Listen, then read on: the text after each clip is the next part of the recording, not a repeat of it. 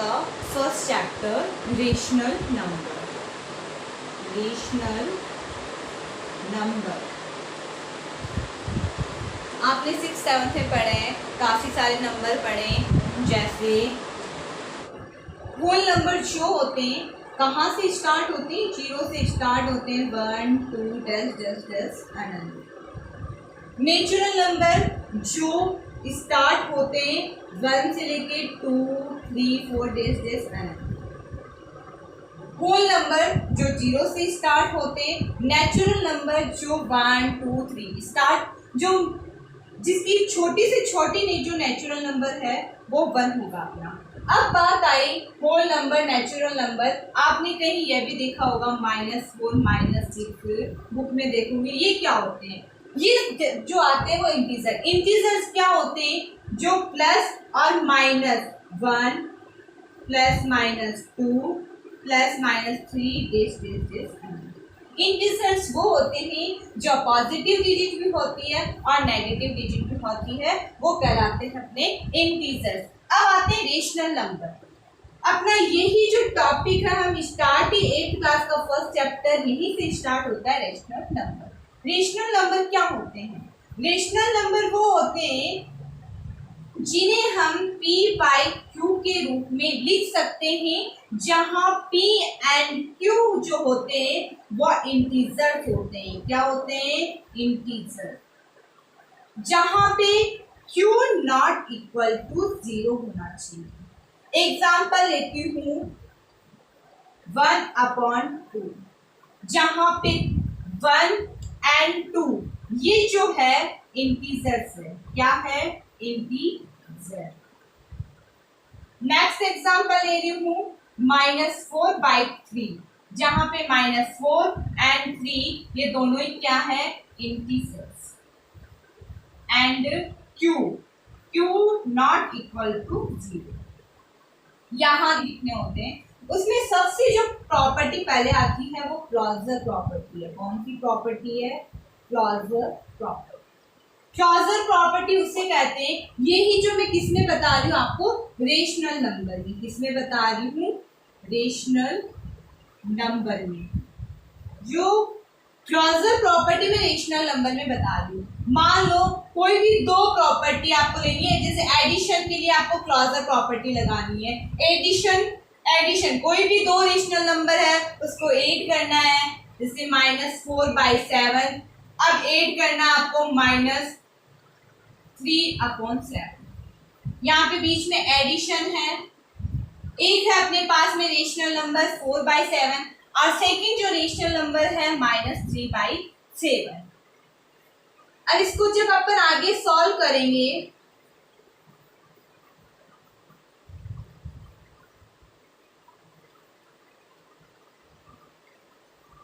मैंने ब्रैकेट को खोला है, कुछ ही नहीं किया, इनके बीच में मल्टीप्लाई का चिन्ह था, प्लस माइनस हो गया -3/7। एलसीएम लेने की आवश्यकता नहीं क्योंकि दोनों डिजिट सेम है, 7 आ गया। 7 × 7 एलसीएम में डिनोमिनेटर का डिवाइड देते हैं। 7 की टेबल में 7 1 टाइम्स आता है, मैंने उसको न्यूमरेटर से मल्टीप्लाई किया है, तो 7 × 7 ऊपर वाले से मल्टीप्लाई किया है, तो 1 को जब 4 से मल्टीप्लाई करोगे 4 माइनस का माइनस आ गया। 7 × 7 1 को 3 से मल्टीप्लाई करोगे तो 3, 4 में से 3 गया 1/7। यहाँ पे जो अपन को 1/7 ये जो प्राप्त हुआ है ये भी एक रेशनल नंबर है। Rational number. इस जो प्रॉपर्टी को बोलते हैं, ये जो क्लॉजर प्रॉपर्टी है, ये अपने एडिशन के लिए अप्लाई हो रही है। कोई भी दो रेशनल नंबर का एडिशन अगर दे रखा है तो उसमें कौन सी प्रॉपर्टी होगी? उसमें प्रॉपर्टी होगी क्लॉजर प्रॉपर्टी। कौन सी प्रॉपर्टी होगी? Closure property. यहां तक अपनी क्लॉजर प्रॉपर्टी सॉल्व हुई है। कोई भी दो, किसके लिए अपन ने सॉल्व किया? Only for rational number. कोई भी दो रेशनल नंबर आपको दे रखे, उनको ऐड करना है, अगर ऐसा कुछ आ रहा है तो वो रेशनल नंबर प्राप्त होगा। और ये जो प्रॉपर्टी होती है, कोई भी दो रेशनल नंबर को ऐड करना है, उस प्रॉपर्टी का नाम है क्लॉजर प्रॉपर्टी।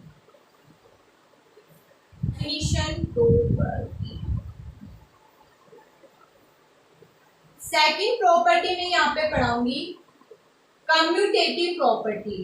कम्यूटेटिव प्रॉपर्टी, आपने कम्युनिकेशन का नाम सुना होगा। कम्यूटेटिव प्रॉपर्टी जो होती है, किसी भी डिजिट को अपन आगे जो पीछे लिख सकते हैं उसमें आंसर में चेंजेस नहीं होगा, जिससे ये जो कम्यूटेटिव प्रॉपर्टी है, पहले मैं एडिशन के लिए अप्लाई कर रही हूँ। एडिशन, a प्लस बी को हम b प्लस ए लिख सकते हैं। ऐसा लिखने पे हमारे आंसर में कोई चेंजेस नहीं आएगा। अगर अपन कोई भी है a प्लस बी, अपन b को पहले लिख दें, बाद में a को लिख दें और बीच में किसका चिन्ह है, एडिशन के लिए अप्लाई कर दें। मान लो मैंने एग्जांपल ले लिया 4 प्लस 9 इक्वल टू 9 प्लस 2।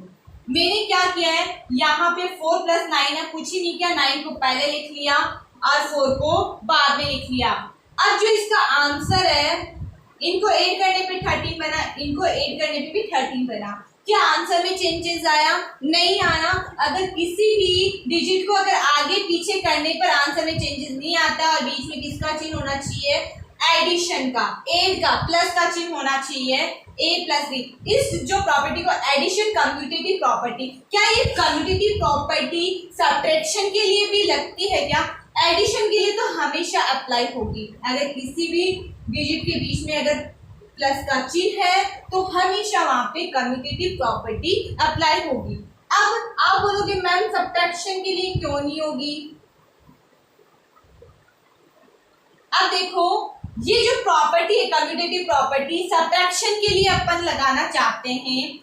ये जो बात आई, आपने बोला ma'am commutative property rational number के लिए नहीं लगाई है, तो जिनके नीचे कुछ भी नहीं होता तो 4/1 क्या है, यहाँ पे रेशनल नंबर है, तो 4/1 प्लस 9/1 इक्वल टू 9/1। मैंने क्या किया, 4/1 को इधर लिख लिया, 9/1 को इधर लिख लिया। क्या ये रेशनल नंबर है? बिल्कुल है। 4/1 एक रेशनल नंबर होता है, 9/1 एक रेशनल नंबर होता है। 9/1 ये तो मैंने कुछ नहीं किया, आगे पीछे किया। अब आप बोलोगे मैम सब्ट्रैक्शन के लिए ये प्रॉपर्टी अप्लाई करो, कम्यूटेटिव प्रॉपर्टी, वो भी रेशनल नंबर में। बिल्कुल,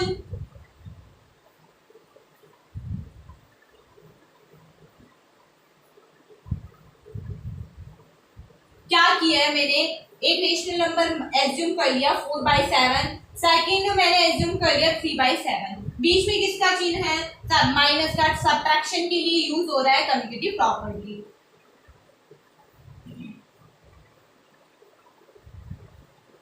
जब आप सब्ट्रैक्शन के लिए यूज कर रहे हो तब ऐसे करोगे, a minus B equal to B minus A.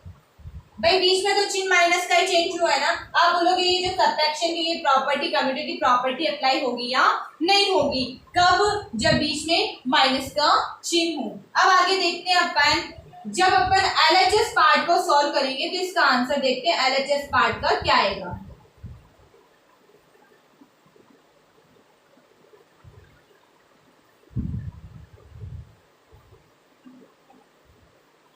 LHS part को जब अपन सॉल्व करते हैं, 7 अपना एलसीएम आ जाएगा, क्योंकि इसमें तो एलसीएम लेने की आवश्यकता ही नहीं है, दोनों डिजिट के अपने पास में सेम है, तो सेम में अपन को एलसीएम लेने की आवश्यकता ही नहीं होती है।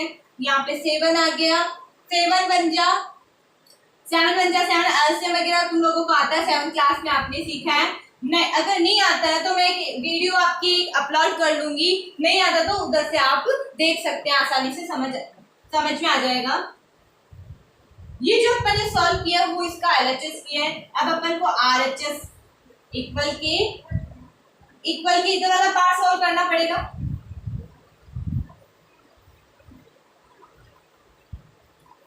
एक प्लस की डिजिट है, दूसरी माइनस की है, और जब अपन सॉल्व करेंगे तो -1/7 आएगा।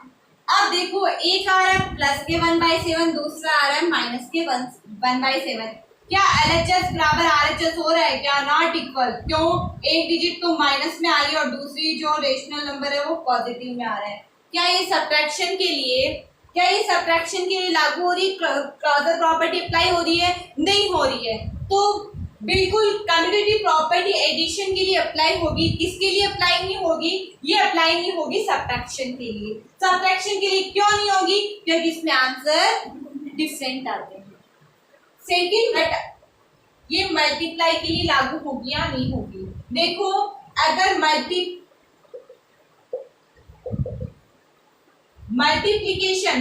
के लिए लागू होती है नहीं होती है, ए मल्टीप्लाई बी है उसको अपन बी मल्टीप्लाई ए लिख सकते हैं या नहीं लिख सकते। ये प्रॉपर्टी किसके लिए लागू हो गई, एडिशन के लिए, बीच में एडिशन अगर प्लस का चिन्ह है उसके लिए, तो ये वेरिएबल है उसमें लागू होती है। आप बोलोगे मैम अगर बीच में मल्टीप्लाई का चिन्ह है तो उसमें क्या होगा, देखते हैं एग्जांपल लेके।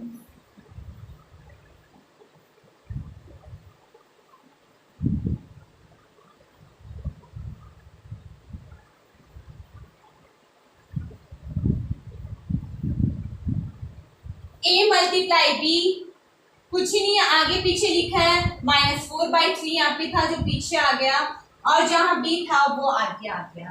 अब देखो इनको सॉल्व करते हैं, पहले अपन एलएचएस पार्ट को सॉल्व करके देखते हैं, इसका आंसर देखते हैं। क्या ये मल्टीप्लिकेशन के लिए अवेलेबल होती है क्या कम्यूटेटिव प्रॉपर्टी। जब अपन इसको अप्लाई करते हैं तो मैंने आपको 7th क्लास में भी बताया था, अगर बीच में मल्टीप्लाई का चिन्ह है, ऊपर वाले को ऊपर वाले से मल्टीप्लाई करना है, नीचे वाले को नीचे वाले से। बट आप बोलोगे मैम 3 में से 3 1 टाइम जाता है, बिल्कुल जाता है। ऊपर वाले को अगर कोई सेम डिजिट ऊपर वाले, ऊपर और नीचे न्यूमरेटर और डिनोमिनेटर में सेम डिजिट अगर कट रही है तो काट दो। सी की टेबल में दोनों आते हैं, काट दिया। -4 को 1 से करोगे तो क्या आएगा, नीचे 3 को 1 से करोगे तो 3। जब अपन आरएचएस सॉल्व करेंगे तो देखना आरएचएस सॉल्व कैसे होता है। आरएचएस पार्ट क्या था अपना, 3/3 मल्टीप्लाई -4/3। माइनस अपन बोर्ड में दिख रहे हैं, आपको पता है कि आंसर जो आएगा वो अपना माइनस में आएगा। ऊपर और नीचे सेम डिजिट से कट रहे हैं, मैंने काट दिया। ऊपर वाले को ऊपर वाले से मल्टीप्लाई करना है, नीचे वाले को नीचे वाले से करना है। क्या एलएचएस बराबर आरएचएस आ रहा है क्या, इक्वल, बिल्कुल आ रहा है। तो ये जो कम्यूटेटिव जो प्रॉपर्टी है, जो कम्यूटेटिव प्रॉपर्टी है वो किसके लिए लागू है, मल्टीप्लाई के लिए भी लागू है। अगर बीच में अगर किसी का चिन्ह है, मल्टीप्लाई का है या प्लस का है, तो उधर जो हमारी है कम्यूटेटिव प्रॉपर्टी अप्लाई होती है। ये जो डिवाइड के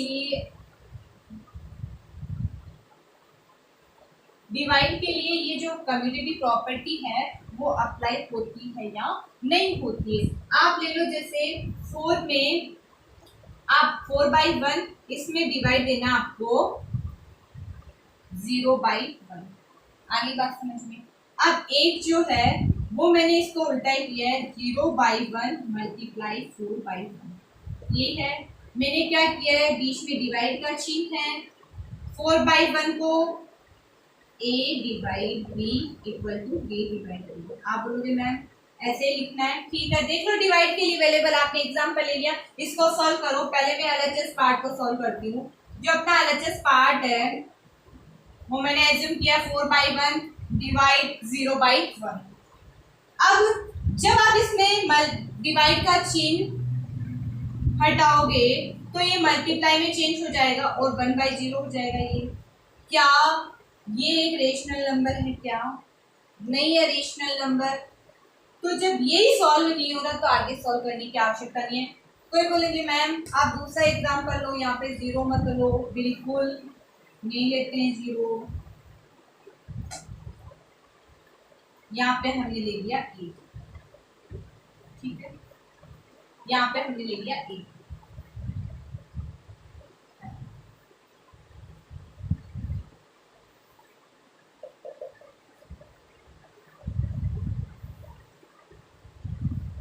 ये हमारा एलएचएस पार्ट था। यहाँ पे जब डिवाइड का चिन्ह है, जब मल्टीप्लाई में चेंज करते हैं तो ये रेसिप्रोकल हो जाएगा। ऊपर जो न्यूमिनेटर है वो डिनोमिनेटर में चल जाएगा और जो डिनोमिनेटर में है वो न्यूमिनेटर में चला जाएगा।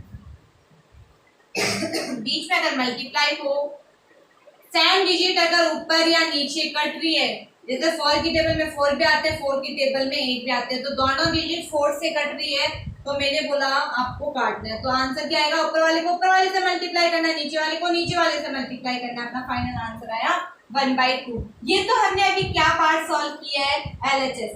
अब RHS को सॉल्व करो। RHS क्या है, 8/1 डिवाइड 4/1। जब आप डिवाइड का चिन्ह मल्टीप्लाई में कन्वर्ट करोगे तो रेसिप्रोकल हो जाएगा, जो डिनोमिनेटर का था वो न्यूमरेटर में चल जाएगा, जो न्यूमरेटर में है वो डिनोमिनेटर में चला जाएगा। रेसिप्रोकल यही होता है। अब इधर देखो 4 की टेबल में 4 भी आता है और 4 की टेबल में 8 भी आता है, दोनों डिजिट 7 डिजिट से कट रही है तो काटना है, 4 1 जा 4 4 2 जा 8, तो हमारा आंसर आया 2/1। क्या आंसर में चेंजेस है, बिल्कुल है। एक वो है एसोसिएटिव प्रॉपर्टी। एसोसिएटिव प्रॉपर्टी क्या होती है, एक कोई भी मैंने एज्यूम कर लिया, पहले अपन अप्लाई करेंगे एडिशन के लिए, बीच में किसका चिन्ह होना चाहिए, एडिशन मतलब प्लस का, a plus B bracket 1 C, open bracket a plus B bracket 1 plus C equal होना चाहिए a plus B plus C. Bracket 1 था, ब्रैकेट में क्या है, a प्लस बी सी बार है, यहाँ पे जो a था वो तो अकेला हो गया और b प्लस सी को हमने एक साथ किया। ये जो प्रॉपर्टी है वो कौन सी प्रॉपर्टी है, associative property. a plus B plus C, पहले a प्लस बी था ब्रैकेट में, अब कुछ ही ना, अब b प्लस सी हमने ब्रैकेट में डाल दिया है। अब आप बोलोगे मैम एक एग्जाम्पल के थ्रू समझाओ, बिल्कुल।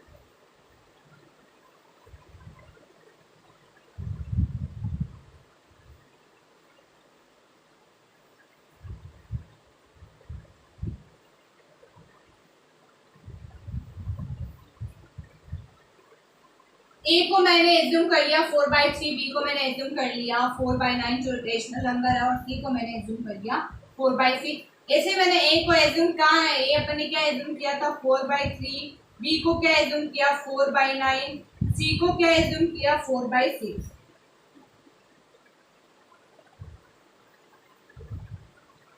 सबसे पहले अपन LHS पार्ट को सॉल्व करते हैं। अपना LHS पार्ट है 4/3 प्लस 4/9 प्लस 4/6। सबसे पहले अपन इस ब्रैकेट वाले को सॉल्व करते हैं, करो ब्रैकेट के अंदर जो भी इसको सॉल्व करो तो हमारा आएगा एलसीएम जो आएगा वो 9 आएगा। अब आपको मैंने बोला है अगर ये एलसीएम वगैरह ये जो 7th क्लास का टॉपिक है नहीं आता है तो 7th क्लास में आता है, बट इधर ध्यान देना मैंने इनका 3 और 9 का एलसीएम लिया है तो हमारा एलसीएम आया है 9। 3 की टेबल में 9 कितने टाइम्स आता है, ये तो होता है एलसीएम में किसका डिवाइड देते हैं अपन, 7th क्लास में था आपने नहीं पढ़ा होगा। एलसीएम में अपन डिवाइड देते हैं डिनोमिनेटर का। तो बताओ 3 है, क्या 3 की टेबल में 9 आते हैं, बिल्कुल आते हैं, एलसीएम लिया है तो बिल्कुल आएंगे। 3 की टेबल में 9 आते हैं 3 टाइम्स और उसको मल्टीप्लाई करना है न्यूमिनेटर से। न्यूमिनेटर अपना कितना है 4, न्यूमिनेटर अपना कितना है, बिल्कुल ऊपर आप लोगों को दिख नहीं रहा होगा। इनका जो एलसीएम आया अपने पास में 9 आया, तीनों एलसीएम आया 9, इसको डिनोमिनेटर में डिवाइड देना है, मतलब जो एलसीएम का एलसीएम आया उसमें किसका डिवाइड देना है, डिनोमिनेटर का। तो अपन डिनोमिनेटर 3 है और एलसीएम 9 है, क्या आप बोलोगे मैम डिनोमिनेटर में एलसीएम का डिवाइड जाएगा नहीं जाएगा, एलसीएम लिया है तो डिनोमिनेटर में 100% उसके डिविजिबल होगा। आप देखो क्या 3 की टेबल में 9 आता है, बिल्कुल आता है, 3 टाइम्स आता है। 3 की टेबल में 9 3 टाइम्स आता है, ऊपर को आपको मल्टीप्लाई करना है न्यूमिनेटर से, तो न्यूमिनेटर अपना कहाँ है यहाँ पे 4, बीच में किसका चिन्ह है प्लस का। अब इधर देखना 9 की टेबल में 9 कितने टाइम्स आते हैं 1 टाइम्स, किससे मल्टीप्लाई करना है न्यूमिनेटर से, बिल्कुल यहाँ पे। अब मैंने बोला था अगर आप बोलोगे मैम पहले प्लस वाला सॉल्व होगा, ऐसे कैसे होगा, सबसे पहले कभी भी कोई भी डिजिट आ जाए सबसे पहले डिवाइड सॉल्व होता है, उसके बाद में मल्टीप्लाई सॉल्व होता है, उसके बाद में प्लस और माइनस एज यू विश, जो आपकी इच्छा है सॉल्व कर सकते हो। तो पहले इसमें मल्टीप्लाई का चिन्ह नजर आ रहा है तो पहले मल्टीप्लाई करना है, 3 4 जा 12, 1 4 जा 4 ही अपॉन 9। अभी कितना होगा, इसको ऐड करने में 16 अपॉन 9। अभी ये जो पार्ट अपना आधा ही सॉल्व हुआ है, अभी तो 4/9 अपना साइड में लिखा हुआ ये 4/6। अब इन दोनों का जब आप एलसीएम लोगे, एलसीएम आपके पास में आएगा 18। देख लेना, ऐसा लेना है जो 9 की टेबल में फर्स्ट बार कॉमन आ जाए और 6 की टेबल में कॉमन आ रहा है। 9 2 जा 18, 6 3 जा 18, क्या फर्स्ट टाइम यही कॉमन आ रहा है तो वो अपना एलसीएम हो जाता है।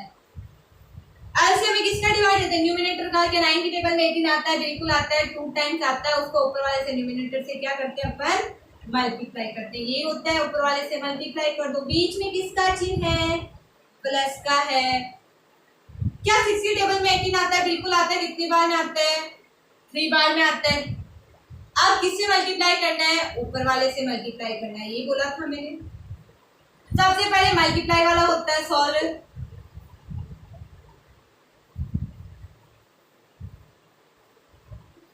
तो जब इसको सॉल्व करोगे आपके ये आएगा। मैम हमारे तो ये आ रहा है, अभी क्या करें? क्या सेम डिजिट से कट रहा है? बिल्कुल कट रहा है। 2 का डिवाइड क्योंकि लास्ट में क्या है? यहाँ पे इवन नंबर है। तो ये कितने टाइम? आप ऐसे भी देख सकते हो, ये किस में कट रहा है? 2 में कट रहा है तो 2 में कट दो, तो अपना आंसर आया 22।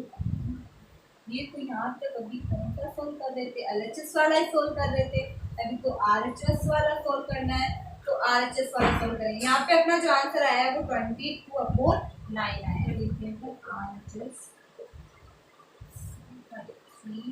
4/3 प्लस 4/9 प्लस 4/6, ये हमारा आरएचएस है। सबसे पहले ब्रैकेट वाला सोल्व करो ब्रैकेट वाला सोल्व। एलसीएम लोगे कितना आएगा? 18। 9 की टेबल में क्या 18 आते हैं? बिल्कुल आते हैं। एलसीएम दिया तो 18 आते हैं। 2 टाइम्स आते हैं। ऊपर वाले न्यूमरेटर, ऊपर वाले डिजिट से मल्टीप्लाई करना, कर दिया। बीच में किसका चिन्ह है? प्लस का लगा दिया। 6 की टेबल में 18 आते हैं, बिल्कुल आते हैं। कितने टाइम्स आते हैं? 3 टाइम्स आते हैं। ऊपर वाले से न्यूमरेटर से आपको मल्टीप्लाई करना था। आई थिंक ये वाला पार्ट सॉल्व हो जाना चाहिए। पहले एलसीएम 6 और 9 का एलसीएम आता है 18। 9 की टेबल में 18 कितने टाइम्स आते हैं? 2 टाइम्स। 2 टाइम्स को किससे मल्टीप्लाई करना है? न्यूमरेटर से, जो न्यूमरेटर यहाँ पे 4 था। बीच में मैंने प्लस का प्लस लगा दिया। क्या 6 की टेबल में 18 आते हैं? बिल्कुल आते हैं। 3 टाइम्स मैंने न्यूमरेटर से उसको मल्टीप्लाई कर दिया।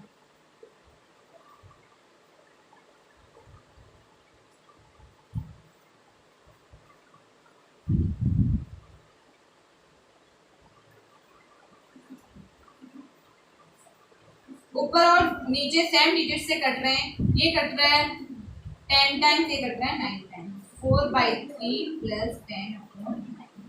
इन दोनों का जो एलसीएम है वो 9 आएगा। क्या 3 की टेबल में 9 आते हैं? बिल्कुल आते हैं। 9 की टेबल में 9 भी आते हैं जब आप इसको सॉल्व करोगे।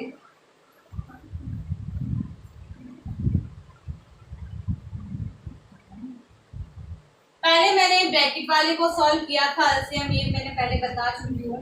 फिर आया 18, 2 4 जा 8, 3 4 जा 12, मैंने इनको 8 दिया, 20 आया, 20/18 आया। सेम डिजिट से कट रहे मैंने काट दिया, 10/9 आया। ऊपर नीचे सेम डिजिट से कट रहे थे तो मैंने काट दिया। एलसीएम आया 9। 3 की टेबल में 9 आता है, 3 टाइम्स ऊपर वाले को मल्टीप्लाई कर दिया। बीच में प्लस का चिन्ह है। 9 की टेबल में 9 हर बार आता है। ऊपर वाले से मल्टीप्लाई कर दिया, 10 आ गया। जब मैंने आगे सॉल्व किया है तो अपना आंसर ये है। क्या अपना LHS इक्वल टू RHS आ रहा है? अगर आ रहा है तो ये जो प्रॉपर्टी है एसोसिएटिव प्रॉपर्टी वो एडिशन के लिए अप्लाई होगी। क्या ये सब्ट्रैक्शन के लिए अप्लाई होती है या नहीं होती है वो हम आगे वाली वीडियो में अपलोड करेंगे। Thank you.